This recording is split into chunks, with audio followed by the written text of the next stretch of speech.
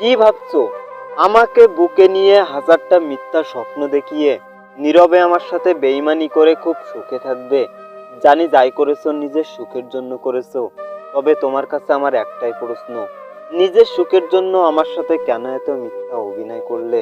আর কেন আমাকে নিয়ে হাজারটা স্বপ্ন দেখিয়েছিলে? আমিও চাই সৃষ্টিকর্তা যেন তোমাকে সেই সুখটাই দেয় যেটা তুমি আমার কাছে খুঁজে পাওনি। তবে এই একই আকাশের নিচে বসে আজকে আমি কাঁদছি আর তুমি হাসছো। আজকে তোমার এই হাসিটাই বলে দেয় যে তোমার সুখে থাকার মানুষকে পেয়ে গেছো। কোনো মানুষকে ছেড়ে থাকাটাও অনেক কষ্টের, কিন্তু তার চেয়েও বেশি কষ্ট হয় তখন যখন সেই মানুষটা আসবে না জেনেও তার জন্য অপেক্ষা করা।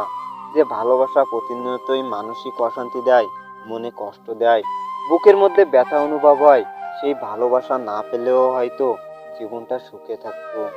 এই সব ভালোবাসা হারিয়ে ফেলা সুন্দর উপলব্ধি হলো এখানে শুধু ভালোবাসার মানুষটিকে না পাওয়ার কষ্টটাই থাকে।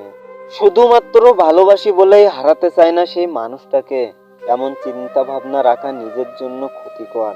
যেখানে সম্মান নেই, বিশ্বাসের কোনো মূল্য নেই, ভরসা নেই, সেখান থেকে নিজেকে যত দূরে রাখবেন ততই নিজের কষ্টটা কমতে শুরু করবে।